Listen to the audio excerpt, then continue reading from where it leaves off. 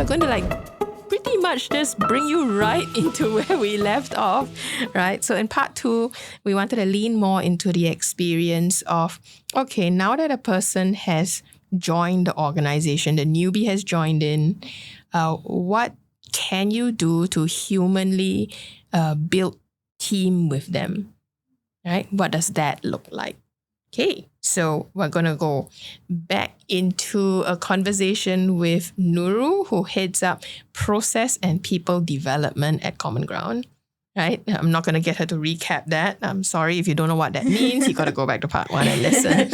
Okay. So maybe something that we didn't really explore in part 1 is how do you, Nurul, support a team and help them build team when you work remotely for quite a couple of months or weeks, right? Out of Perth, right, where you're based at, and then you also occasionally fly into Singapore and work with us maybe about 1-2 weeks, right? And the rest of the time, the support is done online, right? And how is that feasible? Yeah.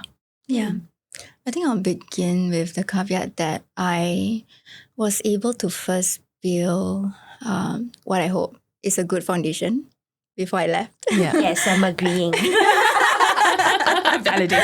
If the other team members listen to this, they're like, then let's have a conversation. But I think essentially is the hope and the goal was that I think in understanding that I was shifting and going to be working out of Perth, is to ensure that I began having the conversations with the team as individuals and as work teams, right? And I think that was to support the understanding that the work of people development, the work of trust building, maintaining and repairing cannot sit only with, for example, the pseudo HR person in the organization.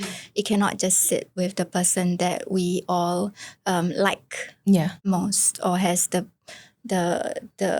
close relationships with each and every one person in a team, because that would mean in lieu of that person leaving or shifting or changing up the way they're going to be working, that will impact team dynamics and how we would support conversations with each other. So I think in the knowledge of that I was shifting to Perth, the work I reminded myself to do was to help and support individuals to begin to try and have conversations with each other where there are moments of miscommunication, mini squabbles, certain earnest, right, which happens in every single team. And that was the practice. So I would walk and I go, so how? You talk to the person already? What do you want to do about it? So is it you want me to have a conversation with the person? Or would you want to try having a conversation with that person? And I think to even hear out, and I think to also understand that it is not easy to have all these conversations. It's always vulnerable stepping into this stuff because you don't know what you don't know until you open something up to say, I was not okay with this. Yes. And I was not okay with how your reaction of it with this. And literally trying to repair back, right? Yeah. Based on whatever happened. So I think that was the work I tried hard to do before shifting. And one thing I want you to unpack more for the listener, because we didn't really get into it in part 1, is what are the skill sets and experiences that you bring into your work of people development and process development? Because someone might be listening to this and thinking, where do I get myself certified in process and people development? What is this thing, right? And Nurul, maybe you can name what are your specific skills or experiences so that someone can hear and think, oh, okay, I can do that work. Or I can frame it to my boss that, hey, by the way, I want to do this kind of work. And here's the link to the podcast to validate it's a thing. Right? Yeah. So what's the combination you bring in? Okay. I think for this part, I will lean on to the work experiences I've had thus far. Yeah. I think the common pattern of the different types of roles that I did across the years, right, is that a lot of it was in the work of having different types of conversations across different levels of the system. Like stakeholder management. So there was a lot of stakeholder management work. So it was either I was working for a boutique recruitment firm, for example, that was dealing with like the banking and finance industry and having to toggle in conversations between the internal and external team. So there were a lot of conversations around building up my ability to have better communication skills, to have better and active listening skills, and to learn to be clearer and clearer when I communicate. So I'm just gonna go back 4 years ago, right? When I first joined your team, right? And I don't know whether you remember this moment, but I remember many meetings that we would sit and we would talk about work and clarifying stuff, right? And I'm trying to put something on the table to propose, right? And then you would just sit and walk through with me and you would go, what's your intention? What is it that you actually want to do? Can you clarify that for me? Can you help me understand where you're coming from when you say this? So when you say this term, what do you mean by this term? And what is it that you hope to get to? So all these different types, forms of phrases, sentences, and questions are essentially the key questions that I repeat over time and have.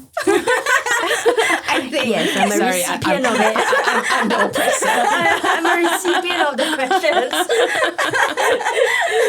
So, and I don't think they steer too far. I think if I did it right, it's because I learned from you, right? And I think it was just I'm just thinking about it now, right? And I think that essentially is it. If you are an individual who notices the gaps in the organization that you're in. And if the gap is in the human beings and how we are working together, or the gap is in how we are not able to perform the work and complete the task effectively and efficiently, then essentially, if you're somebody who can look at that gap from both elements, you can do this work.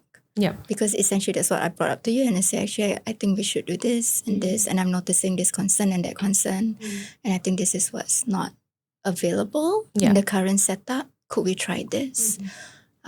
So I guess that would be something. No, you're like, you're not naming some of your other like super skills. Well, so Nurul's also a trained coach. So I think the coaching skills definitely shows up. So it is the communication skills, it is the stakeholder management skills that she brings from like the for-profit and non-profit organizations she worked with, right? So shout out to those people who you deal with a lot of like all these like crazy people in your line of work. Learn to frame it as stakeholder management, stakeholder engagement, and learn the requisite skills of that, because that is actually a real skill set, right? But I think Nurul brings to the table coaching skill sets. And I think what you've also picked up along the way in our realm of work is like sort of like consulting-ish, like kind of like skills. So that's one. I think also what supports our ability of our team to build relationship and Nurul to support that.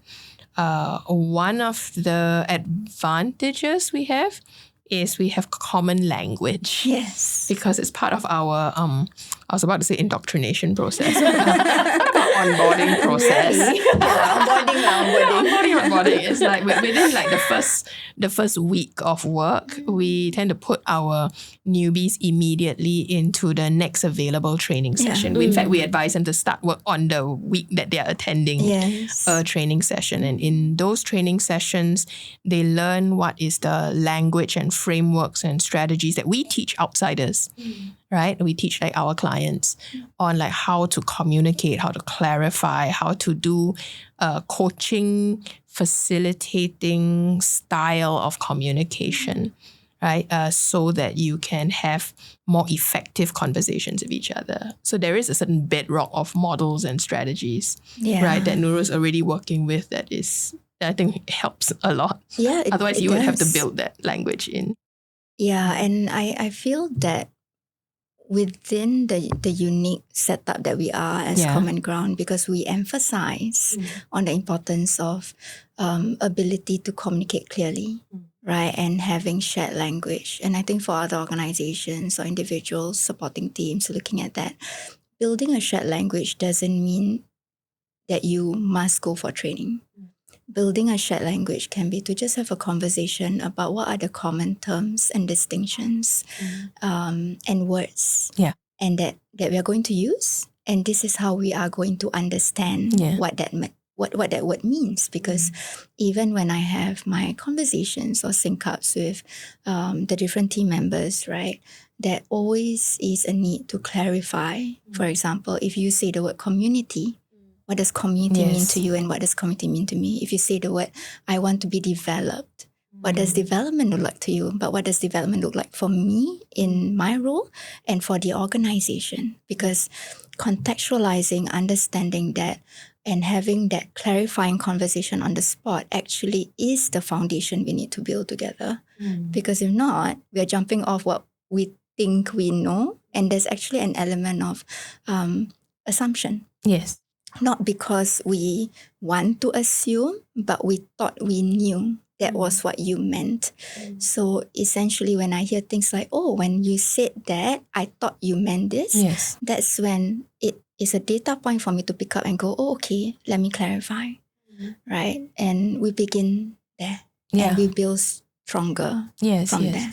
No, I think that's a good point you brought up, that having shared language or shared frameworks is a good thing, but what's even more important than that is a desire to share a common point of reference. So we might have a common framework for, let's say, this is how we understand community.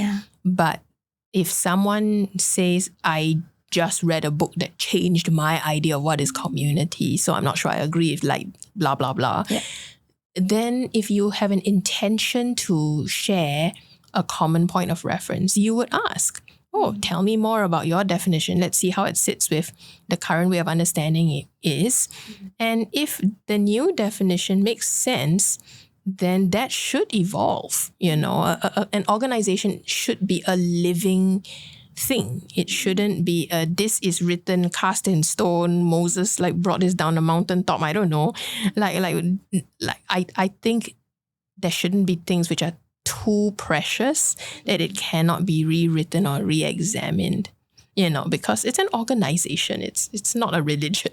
You know, of course, we'll put aside like discussions of religious organizations, but you know, in a secular organization, like honestly, like is it that big a deal if we question the choice of how we used to define, let's say, leadership, or how we used to define the word community? If it needs to be updated, then let it be updated. Then there's proof to people that this is not a dead organization. It's living. I deeply agree with that. And I think what comes up for me as you were saying that, and if you ask me again, what is maybe like how I would bring myself into these conversations, I think what I'm realizing as we're talking, right, is essentially the values of care, courage, and curiosity. Care is essentially for who and all of the individual person is, right?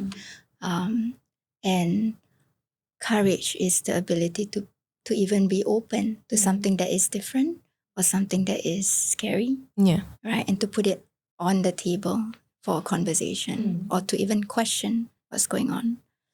And I think curiosity is the idea that we don't know everything. And it's okay to say, I don't know. So one thing I did really appreciate the way you lead us, you know, as ED, right, Shao, is that when you don't know, you just go, I don't know. Right? And then that's the tone that Shao goes in, right? She'll be like, I don't know. What you think?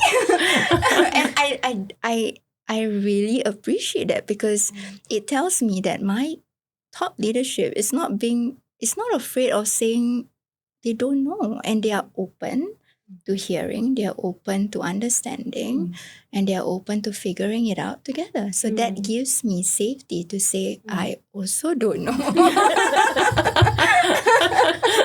I just want to take care of the safety of some of the listeners who are like, what? Like, is it okay?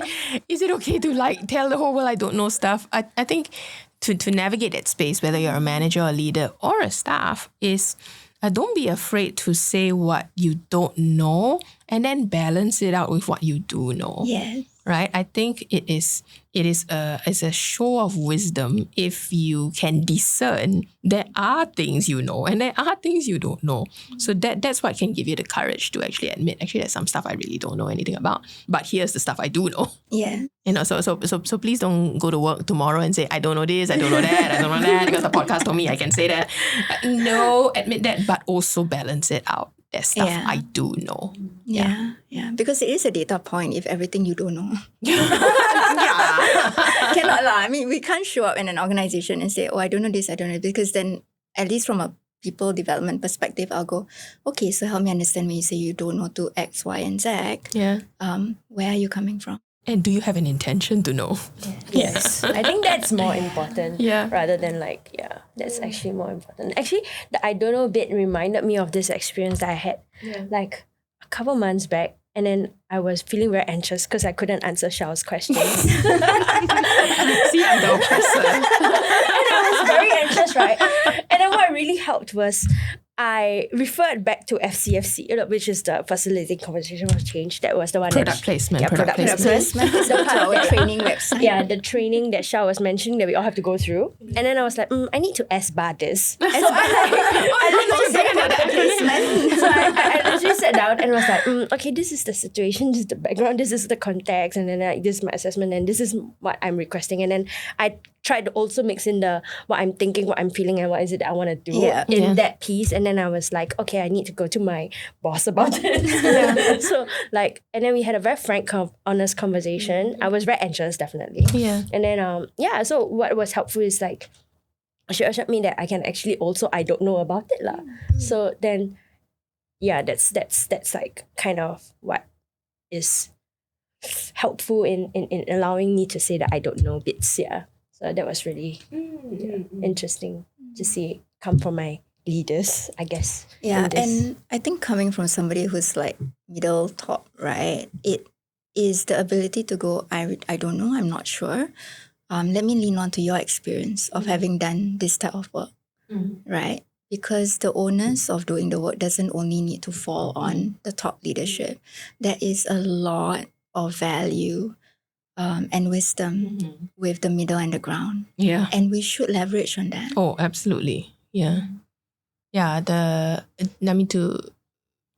Since Cam brought up S-bar, I think we have to explain it a little bit. Yeah, we should. But yeah, first let's lean on this whole, like, is it okay to talk about what I know and what I don't know? If you look up online, just Google Johari's window, right? Johari's window is a very famous framework, but the quick summary of it is it tells you that there is stuff that I know and you know. That's public awareness. And then there's stuff that I know, but you don't know, which is the stuff actually which I'm keeping inside me, and it's helpful for me to actually put it on the table.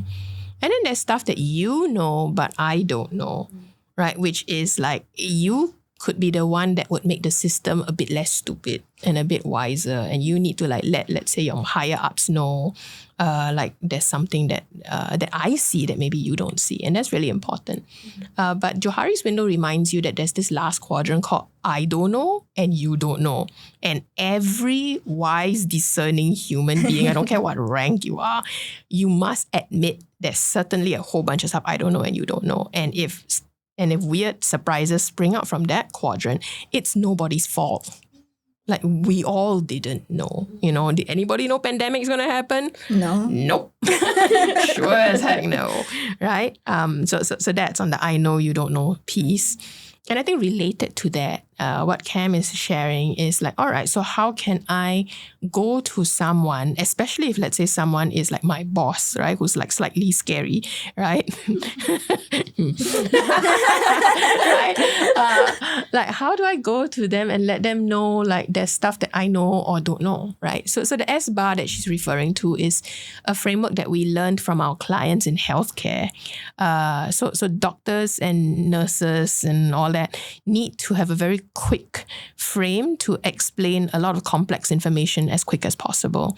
So S bar stands for situation, background, assessment, and recommendation or request, right? So you can sound quite sharp, right? Even if you're talking about something you don't know, right? You could say like, okay, so here's the situation, and you paint out the facts of the situation you're facing, and let me give you some background to the situation. My assessment is this part I know, this part I really, really don't know. And my recommendation is we should do this, but my request is because I don't know all of this part, I'm going to need some help in that. You know, so if you frame it up like that, a decent manager or boss or colleague would not say like, wow, you really have no clue. Yeah. You know, because what you're at least painting out is with a lot of clarity, this is what I'm facing right now. And actually that's what we all need from each other in an organization. Yeah. And I think having a clear and concise way of actually sharing the situation that you're facing at hand and not leave it as just, this is the problem. Yeah. I pass to you, right?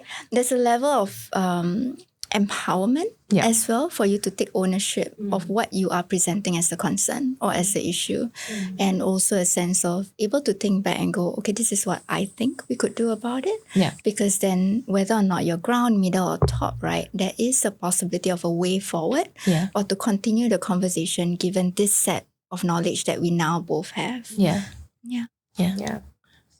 So I'm going to get us to start exploring this idea of organizational habits, right? So what do I mean by this? Is there's a very famous quote by James Clear, which always like leaves me very shook, like very scary.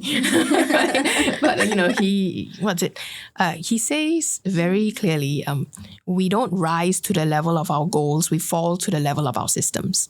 And by systems, he means like the habits, the daily, weekly, monthly, yearly habits that a person practices. And if you bring it up to an organization level, right? An organization can say all at once about this is our beautiful goal. We want to love each other. We want to be a great productive team. That's a goal. But you don't get there by saying this is where we want to be. You get there by designing very intentional habits, practices that happen either daily or weekly or monthly or yearly, right? So I wanted to get both Nurul and Cam to sort of like share like what do you see as maybe the micro habits that we do with each other that actually help create a healthy team, healthy individuals and healthy team and healthy organization, right? What do you see that's been really, really helpful from a user point of view or from a staff point of view? I think what's really helpful for me was attending FCFC. Product placement again.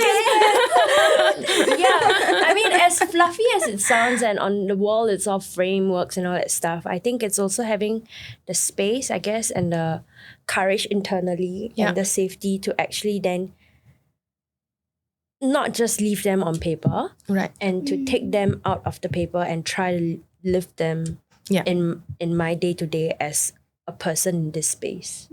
Yeah, so I think some of the habits, I guess, like I mentioned just now, is like if I face a difficult situation, then how can I best approach it with like S-bar, for example, like the different frameworks, extracting out off the page and trying my best to use them in the situations I face rather than running away from it or like ignoring it or like just leaving it aside to fester essentially. Yeah, so it's also it's a bit of both so there's the paper bit and then also trying to digest it and then use it in a way that best supports what my team needs, I guess. micro habits, some also include telling, being brave in sharing what I feel about certain things. Yeah, with my colleague and instead of just ignoring what I'm feeling, it's just thinking through how to best phrase it with the frameworks and then letting them know about it instead of, not explaining it. I guess like at this point, it's good to give like a shout out to like I think Asrin's favorite framework. Yes. I think we see this is what happens, Asrin, when you don't sit down here and sit on the couch. We speak on behalf of That's you, why. right? But I believe Asrin's favorite framework is think, feel, do, right? Which is what Cam is referring to. Like on our team, we have. This was a framework that was taught in the Facilitating Conversations for Change workshop. And it's very applicable day to day because it just says like, look, there are some of us who are a lot more think first, thinking dominant. And there's some of us who are a lot more feel first. It's like very emotion dominant. And there's some of us who are very instinctual, which is very do first. So it's think first, feel first, do first, right? And it's useful because it helps the team empathize with, that's this person. Okay, so I'll talk about me, right? As your director is very think first, right? Which is why like the topmost question is always like, can you please be clear? What's your intent? Tell me what it means. These are all very think first. It's very annoying for the feel first people, right? But it helps us to have a bit of understanding of like that's where they are coming from, and it's also an education for each of us to like that's not the only thing you put on the table. You like as a think first director, I need to also lean into feel first and do first, right? And that comes out in conversation, like how are you feeling? What is it that you want to do? But my first go-to is always like, what am I thinking? Yeah, what are they thinking? Yeah. And I think that's important to acknowledge, because the micro habits we try to bring into the system, the effectiveness of it and how successful it is to be practiced on a day-to-day basis is actually highly dependent on how aware we are and how we show up rooted in our own habits. And if our habit is to come from the think space or feel space or do space or to move in a more flexible way or an open way or more like forward energy, I think that actually shifts the way how the work's going to be done, right? And I think to just be first in awareness of that and be in awareness of our own habits and remind each other when we are in habit to just gently poke and say, okay, I can see the spiraling. It's me. I'm also a thinker. Okay, friends. So I'm going to out myself. I'm a doer. So my habit is to, can we move? So can settle? What do we need to do to move? So I think those in understanding of our own individual habits and in understanding of each other individual habits and to have that micro habit practice of going, I can see you want to move.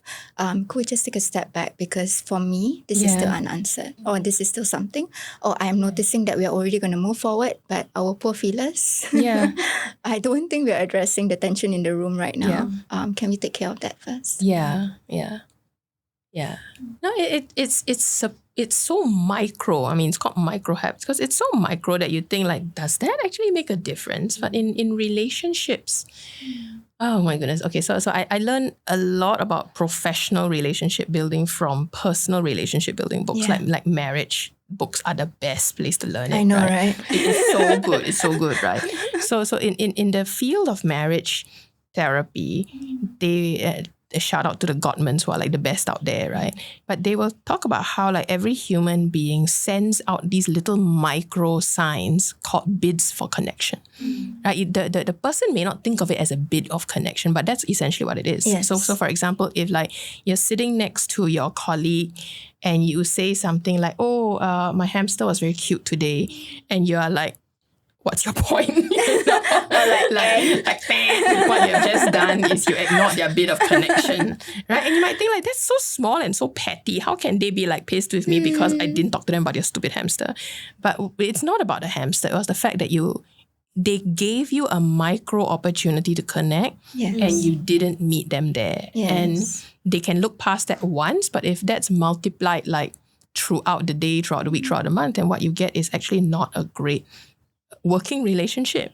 Starts off as small as that. So if we go back to the think, feel, do, right?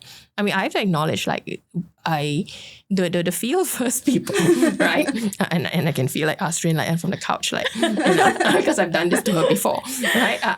It comes out of my mouth so automatically, right? You don't have to fill in the blanks, right? And then I just invalidate. I should not say you don't have to feel, because people feel what they feel, So I have stopped myself in mid-sentence before, don't say that. And that's me speaking aloud and telling myself, right? Because it's important that we take care of each other, and taking care of each other's need to think first, feel first, do first is just one of many possible micro things that we don't see. Yeah, so we're not saying you must know 50,000 frameworks out there. What am I supposed to see? The main thing is, if someone puts out a bit of connection, what do you do with that? Do you connect, or do you basically say there's something wrong with the way you want to connect with me? You should try and connect with me the way I want to connect with you. Let's talk about work. Let's not talk about stupid hamsters. And that's whoa, I can't work on this team anymore. Yeah, and I think it's interesting you say that. So shout out to Hui Ying, right? And that person who's going to be dragged onto this podcast at the rate we're naming names. Dropping all the names. And Hui Ying is feel first, right? And I think what I enjoy about her presence in the team is she makes me not go into the move right away or the do right away. So when I sync up with her, when we have a sync up together, right, she has a check-in question. Yeah. And then the check-in question, all very cute one. It can be as simple as, what do you do over the weekend? Yeah. Or she'll remember a random fact about, my husband's first day at work or really good at that. my grandma this. So I recognize that is the way she connects. Yeah. Right. And I think it's important that we recognize how we each individually connect. Yeah. Because in a team, without the presence of connection, there will be no relationships. Yes. And without the presence of strong trust-building relationships, work can't get done. Yeah. Yeah. Right? Because when we think about the 4 pillars of trust, right? Yeah. One of them is care and sincerity. And care and sincerity really looks at do you see me as an individual?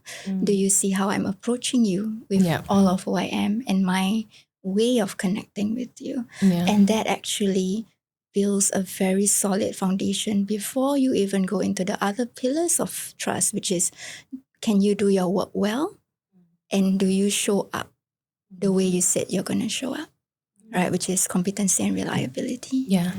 Right. So I think I value how the feelers in the team, so Hui Ying, Azrin, Alexa, they bring us thinkers and doers.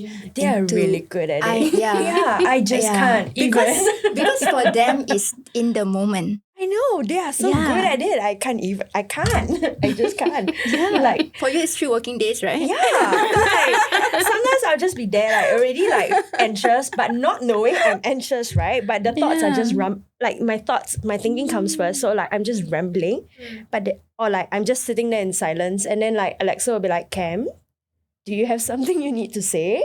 And then that's when actually, Yeah, and that's great incredible. because I think what's unique is within the smaller team within the consultancy, right, is Alexa, me and Cam, we are all different. So Cam is think, Alexa is feel, and I'm do, right? So it's quite interesting, right, that we would just pause each other and then just be able to go, okay, and then Alexa's like, okay, I think Cam wants to say something because she can feel already. Yeah. There's something there. Before I know what. You know? Yeah. It's quite interesting. I think a great micro habit that I'm hearing named a couple of times is the micro habit of pausing. Yes. Right. And to verbally say it. Okay, let's pause this meeting right now, or can I pause you, the individual there?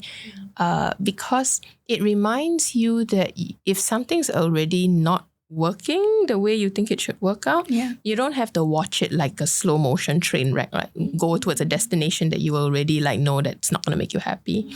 So it's okay. I mean, in this team, what we try to normalize is it's okay to pause each other for a while and like, can I understand what you just said? Or can I pause you there that I don't really understand like why you would say that, or I don't understand this definition. And yeah, for sure, if you are the one who's being paused, or the session that you want to wrap up in like 10 minutes is being paused, of course you'll feel irritated or like why and all that, right? But I think we have always been better for being paused. Yes. And then having to unpack like whatever is bugging the person. Yeah. Yeah. I'm so on board with that because I think the conversations I've had to deal with, so the meeting after the meeting and then after that 5 more meetings because of that one meeting is because in the moment, we didn't take care of what was emergent. Yeah. Right. And I think within very rich and all team conversations, there'll be moments where what you are concerned about and what you are prioritizing, I'm not seeing. Yeah. And I think the idea is to help me see. Right. Or and if you share and you say and I'm still not getting it, then there is so much value to just pause in that moment and deep dive into that, because that actually saves you the time of all the train wreck stuff that needs to be taken care of after. So when we hear statements of, oh, you know, the meeting after meeting where we talk about actually what happened in that meeting, I don't really understand why that happened, and all the under the table stuff, all the unsaid stuff comes up, that doesn't support a healthy team building dynamic. Right? Yeah. I mean, also saying there are also times where we are too in our habits, and then like things get missed, and then like misunderstandings happen lah. That's for sure in any. But it's also the repair bit. Yes. That is like important to consider as well. So like there was a situation where it was me, Alexa, and Nurul, and then I thought I did something that made a mistake, and then I was very anxious. But because it was very late in the night already, so we had to wrap up the thing and get it done. So then, like, but I it was something that I wasn't okay with. Yeah. But then I was also struggling with having the courage to say it as well at that point in time. And then when we ended that meeting, and then Alexa noticed that something was off about me. So then we reopened the meeting. So we had a meeting after that meeting, right immediate after, to clarify what was I sitting with. And then like that was a really good experience for me at the end of that, because it's like instead of just closing it on we are all very unsatisfied and it's not a good ending for everybody. It's going back to it and say, hey, this is something that didn't close properly. Let's have a good close. So then that and then having the repair of like, oh, this is what. So Nurul asked a very interesting question then. It's like, okay, so what is it that can take care of the situation if it happens again and stuff like that? And it's like, oh, next time this is what we can do. Okay, and understanding what worked and what didn't work that caused the situation to happen in the first place. And that was like, wow, for me.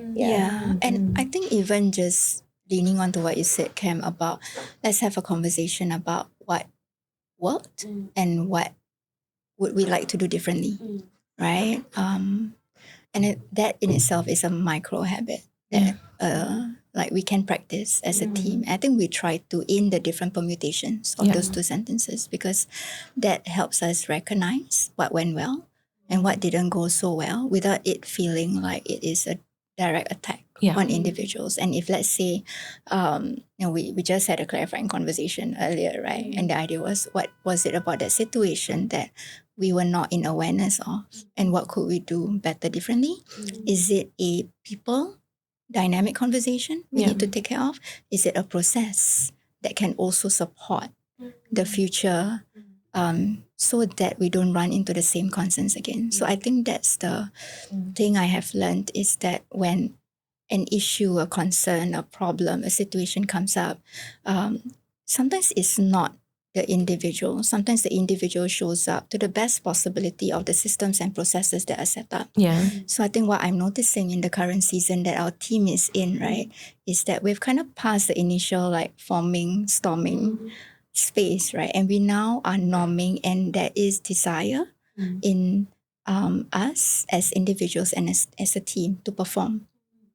But as somebody who's looking at the process development side of the work, I'm revisiting the processes that we have and don't have, and therefore go, so what is not set up yet, or what needs to be tweaked and iterated so that we can perform as a team.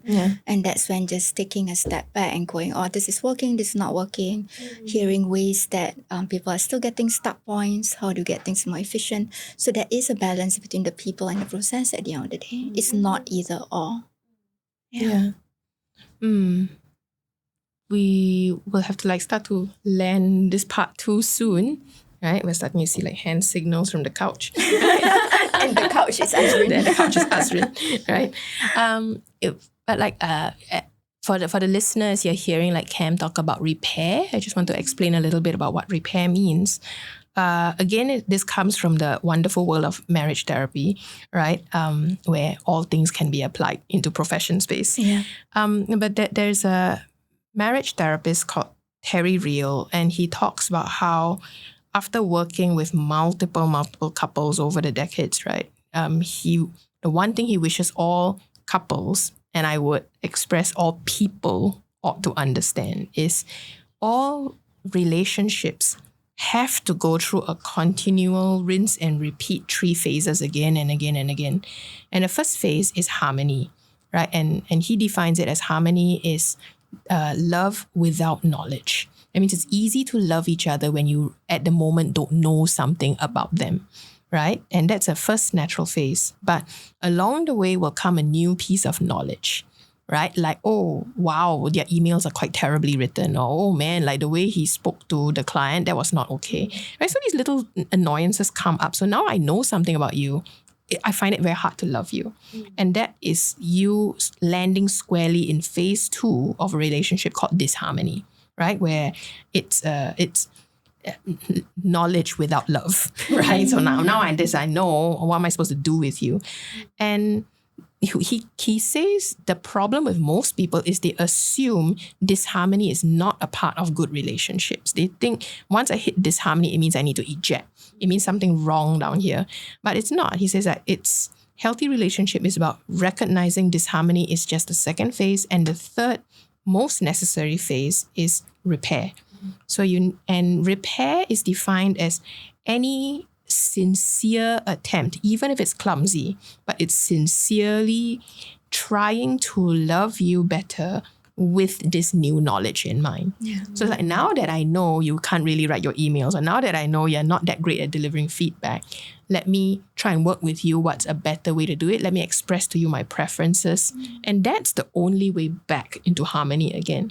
Otherwise, you just stay in permanent disharmony, which never works out very well, right? And according to the Gottmans, repair, and this is a link back to our Think Feel Do, repair, there are 3 kinds. There is cognitive repair, which means let's repair the thoughts and assumptions that were going on for us. There's also emotional repair, which is let's look at the relational aspects. So even if I fix the thoughts, I could have done this feedback thing better. You're right. I should have gotten back to the client better. You're right. But if you didn't take care of me emotionally, I will still feel like I'm not repaired with you. I still feel disharmony with you. So there needs to be that cognitive repair, the emotional repair. And then that third piece is around a repair of action. Because you change your thinking, you change your emotions not enough. What is the next action you're going to do that actually really shows you have an intent to make sure this doesn't happen again, right? And so this individual or interpersonal repair process, I think organizations or systems need to see that they are part of that process as well. In our team, and I'll speak as a director, I'm fully aware I don't run a perfect system because I don't know what people need. And I will only know what people need when they suddenly come across something that doesn't meet their needs. So if you like, the evolution of a system does depend on listening to people's temporary disharmonious points. Yes. Like, man, this didn't work out for me. Oh man, this is missing. How come don't have this? And it's not to get into this like defensive, like, oh yeah, you very clever, you do lah. You know? But it's like, okay, let's work with that. It's not fun to listen to, or it's a bit like a bit of like a drag, like having to think this through. But let's try and repair this temporary disharmony. What are the cognitive, emotion, and action-oriented repairs? Not just individually or interpersonally, but systemically, what needs to be repaired. And that requires a change in process, you know? Yes. So which brings us back full circle of why you can't unbraid the idea that people development and process development need to come kind of like together. Otherwise, you know, like you can, so if you're in a large organization, and even if you have the loveliest, sweetest manager and leader who knows how to relationally repair with you, talk it through with you so that you have a better perspective of things, but says, yeah, but I can't do anything action-oriented. I can't do anything about the system that was created around us. Then that's going to be problematic. Yeah, or I can't do anything to effect a difference or change on an iteration of the current process and the way things are done. Yeah. And you hear that from statements that individuals could make. And I say this with a caveat from, you know, the different experiences I've had, is you'll hear things like, it is what it is. Oh. It's like that one year. Yeah. You try, I try already. It won't move on. It's like that one. And I think when you hear data points like that the system is what it is, what we potentially could be hearing as leaders is that there is something about the process and the systems that we have set up that is not working out for people who essentially are coming day on day just trying to do the work. Yeah. I truly believe at the end of the day, everybody just wants to come to work, get the work done, and then go home. Yeah, and leave as an intact, wonderful human being. Yes, right? And we don't want to fight with people at work or with other stakeholders. We literally just want to come in, do the work well, do the work good, and then go home. Yeah. So the work of people and process development is to be in that tension of that balance between taking care of the individual and the team, right? Guided by the direction of where the organization is going and wants to achieve. Yeah. But balancing it with how do we then do the work? Yeah. I guess the last, like, I think, closing statement I'll make before we go into our traditional 3 questions for Nurul, right? I think like if you're listening to this and you happen to be a leader of some power in a system, I think the interesting challenge you can present to yourself is the next time you find yourself, let's say you encounter a piece of feedback from your system about like, hey, how come this is like that? You know, it doesn't work. You know, and if you catch yourself saying like, you know, it's always been like that, or you catch yourself saying like, well, there's not much we can do about it. Like, pause yourself and question, is that true? And that's a cognitive sort of like intervention you're doing. Is that true that there is nothing to be done here? What are our assumptions? What are our thoughts about this thing that maybe aren't true anymore, right? Then take care of it emotionally as well. Like if we don't do anything about this thing, how does this make you feel? You know, ask the person who brought it up. And if we changed it, how would it make you feel? And then consider what is your next smallest but pretty big enough action step you can take, right? I know it's a very weird way of naming it, like what's the smallest big step you can take? You know, but okay, so maybe you are not the overall leader of your, let's say you work in a huge healthcare system, and let's say you are, you know, you are the CEO of a hospital, but you also sit with like 10,000 other hospitals in this big group. What are you supposed to do? The next best available step for you is maybe I should have a conversation with the group CEO, or maybe I should talk to another CEO about, do you see this happening in your org as well? You know, and that is an action that is available only to you and not to someone else under your reporting chain. So it is a small looking step to you, but it's the biggest small step that you can take on someone's behalf. And maybe that's enough to let the person know, like, this is what I know I can do. And maybe I don't know what's going to happen on the other side, but this much I can do for you. Yeah. So that would be my hope and challenge for you, to not merely accept that the way things were done is the only way it can be done. Yeah, if it can change, if it can evolve, then I would strongly encourage you to revitalize your organization, because it's a living organization. It's not meant to be a dead thing. Yeah.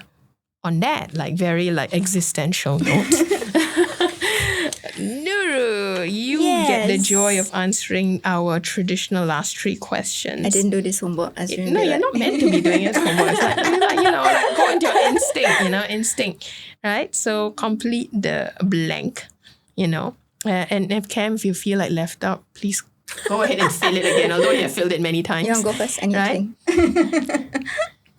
If you can. If not, I can go first. Yeah, maybe and your answers in the moment always change. So go ahead and answer it too. Yeah. You can go first. You don't want to go first. Okay, I'll just name the prompt. To be whole is to be. And if it helps, bracket it down to be whole at work. What does it mean to be whole at work? To be whole at work is to be brave enough to name your concerns for me. Wow. To be whole at work is to be seen, heard, and understood. I think for me today, to be whole at work is to enjoy and be enjoyed, to find delight and to delight in. Yeah. And to connect and to be connected with. I think that's what it means to be whole at work. A community that you're deeply grateful for, who will always make you feel like you belong. If we want to customize it for the episode, maybe in this work community, right? Yeah. Who are you deeply grateful for? Who always makes you feel like you belong? Many lovely people on the team. Yeah. But shout out to a special one. I think the entire team, I'm very grateful for the entire team in general, everybody. But to shout out, I guess, because I work very closely with Nurul, I work very closely with Alexa, and then Azrin is just sitting right beside me. So people who I have daily interactions with, and Shao as well, just people in the office. I think the office is a very, very good point, a meeting point essentially for the team together and just be. That makes me feel belonged to the organization in that sense.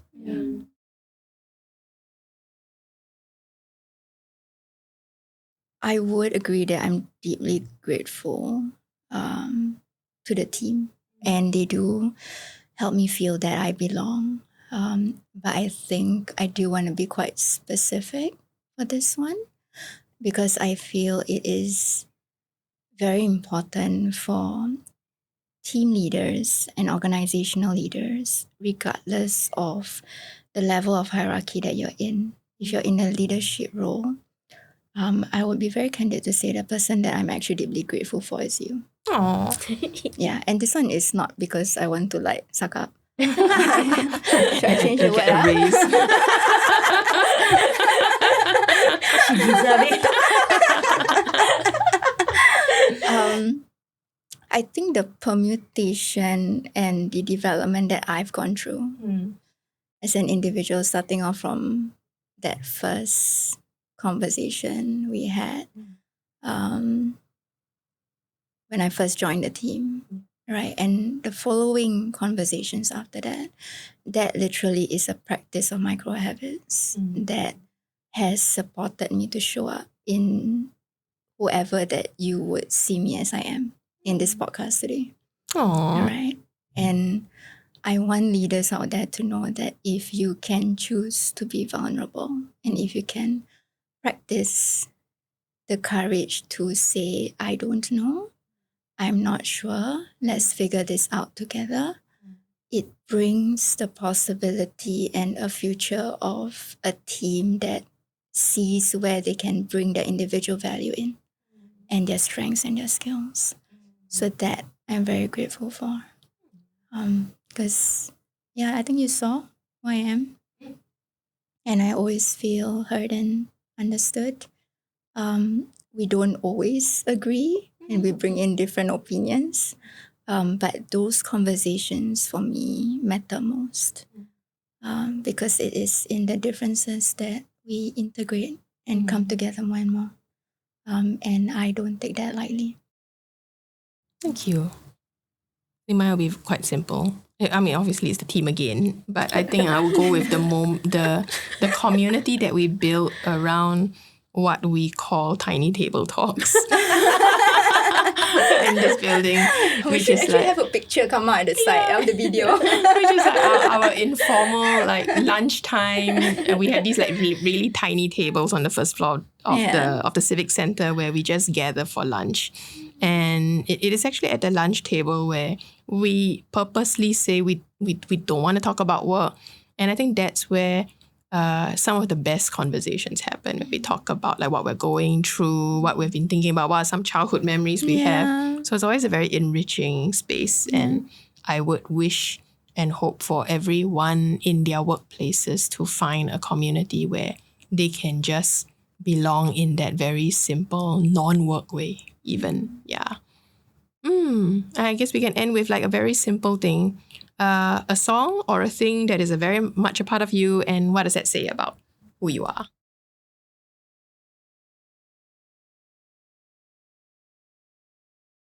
Mine will always be Perfect by Pink. I think that song is just my life. As in, it's just